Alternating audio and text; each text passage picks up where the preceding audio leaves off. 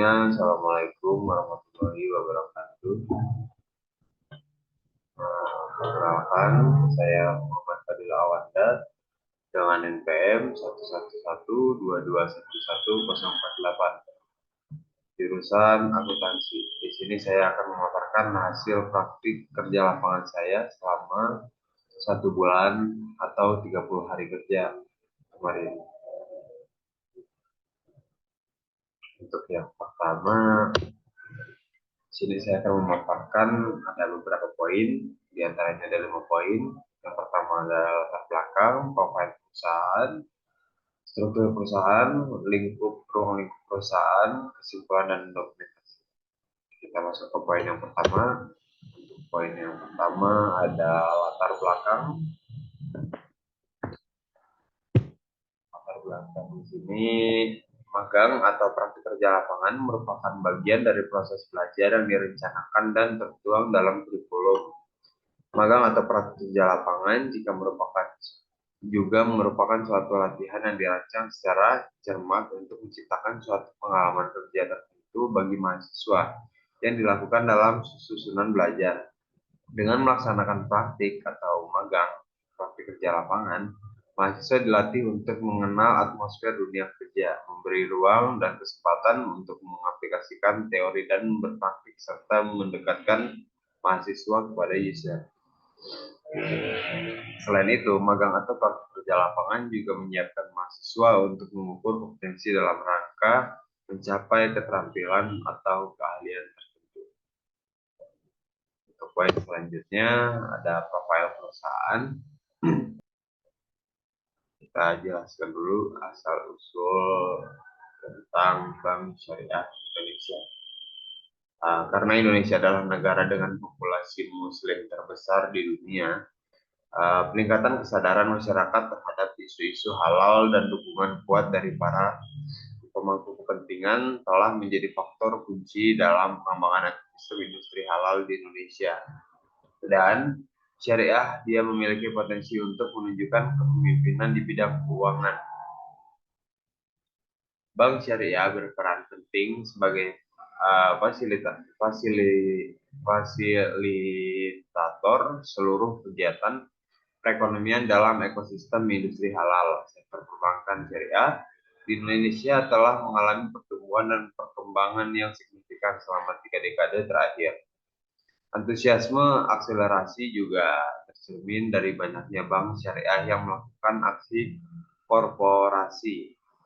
Tak terkecuali bank syariah memiliki bank BUMN, yaitu Bank Syariah Mandiri, BNI Syariah, dan BRI Syariah, Mandiri Syariah, dan BNI Syariah. Bertepatan dengan Jumadil Akhir 1442 Hijriah, tanggal 1 Februari 2021, yang menandai bergabungnya Bank Syariah Mandiri, BNI Syariah, dan BRI Syariah menjadi satu organisasi, yaitu Bank Syariah Indonesia yang biasa kita dengar BSI. Penggabungan tersebut menggabungkan keunggulan ketiga bank syariah, menawarkan layanan yang lebih komprehensif, jangkauan yang lebih luas, dan kapasitas permodalan yang lebih besar. Sinergi dengan induk perusahaan Mandiri, BNI, dan BRI, dan partisipasi pemerintah melalui Kementerian BUMN memungkinkan Bank Syariah Indonesia meningkatkan daya saingnya di tingkat global. Untuk poin yang selanjutnya, kita masuk ke visi dan misi.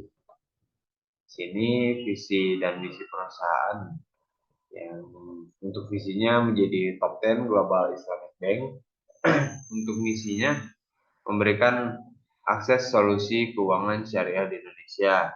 Yang pertama, yang kedua menjadi bank besar yang memberikan nilai terbaik bagi para pemegang saham, dan yang ketiga menjadi perusahaan pilihan dan kebanggaan para talenta terbaik di Indonesia. Untuk alamat dan websitenya dari sini ya.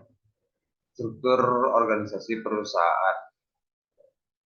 Di sini ada bagan struktur organisasi.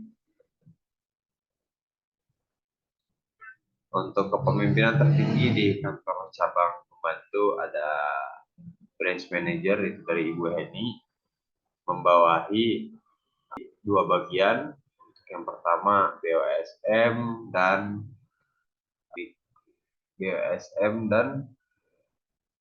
marketing, atau bisa disebut dalam bahasa perbankan yaitu mikro. Di sini branch BOSM atau branch operational dan service manager membawahi 3 bagian, yaitu ada customer service, operational staff, dan accounting operation.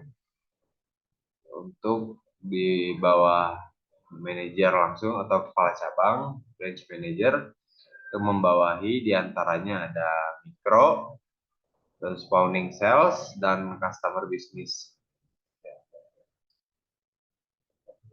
Itu saja untuk struktur organisasi perusahaan, karena ini KCP yang dimana kantor cabang pembantu, jadi strukturnya sangat simpel. Untuk yang poin selanjutnya ada ruang lingkup kegiatan. Untuk poin yang pertama ada mencatat logbook, menyortir berkas, mencari data deposito, mensurvei nasabah, mengecek bukti teller, dan mengecek surat internal atau eksternal. Untuk kegiatan yang pertama itu adalah logbook. Catat logbook itu jadi setiap hari kita memegang buku yang dicatat untuk menandakan siapa saja dan jabatan apa saja yang keluar atau masuk ruang hasanah, atau yang sering kita sebut dengan sebutan sehari-hari itu brankas. Untuk yang selanjutnya adalah menyortir berkas. Kita bisa menyortir berkas apa saja, biasanya itu sortir berkas nasabah-nasabah atau perusahaan yang ingin menarik data atau membuka buku rekening. Selanjutnya mencari data deposito. Dari data deposito, jadi kita biasanya mencari data deposito nasabah yang ingin mencairkan depositonya. Kita lalu cocokkan dari data dari BOSM. Untuk selanjutnya ada mensurvei nasabah. Kita mensurvei nasabah ini ada beberapa kategori. Yang pertama biasanya untuk menawarkan produk dari BSI. Itu ada KPR, KUR, dan cicilan emas. KPR itu adalah kredit pinjaman rakyat.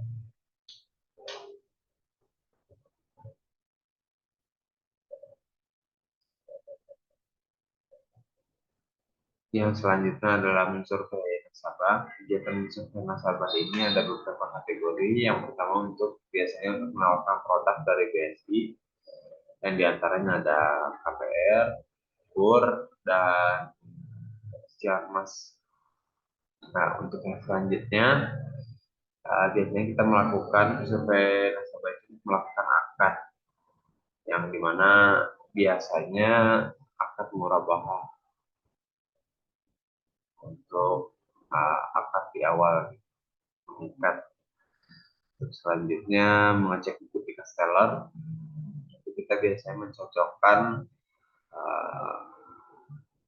kertas yang dari teller, dari customer service, dan BOSM, dan nanti dicocokin tuh data-datanya benar nggak, terus tanda tangan segala macam, dan semua format harus benar. Untuk selanjutnya mengecek surat internal atau eksternal. Itu biasanya kita membuat surat dari BSM untuk keluar. Nah biasanya kan ada surat buat internal, ada surat untuk keluar untuk perusahaan lain atau apapun itu selain BSI. Selanjutnya ada kesimpulan. Bank Syariah Indonesia akan memberikan layanan informasi personal korporasi pemegang kartu digital banking dan bank. Program ini bertujuan untuk membekali mahasiswa membekali mahasiswa dengan pengalaman kerja konkret dan memungkinkan mereka memahami lingkungan kerja, menerapkan teori dan praktik, serta berkomunikasi dengan pengguna. Kegiatan yang dilakukan meliputi pengumpulan dan analisis data, analisis transaksi, entry dan pengkodean data, serta memastikan uang kerja yang dihasilkan. Program ini juga mencakup audit dan pencegahan penipuan. Untuk slide selanjutnya, di sini ada dokumentasi.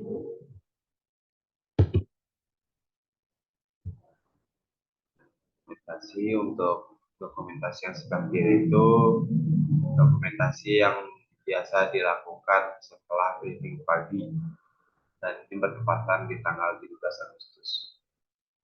Untuk yang sebelah kanan itu dokumentasi setelah melakukan semua kegiatan dan ini bertepatan di hari terakhir kegiatan praktik kerja lapangan.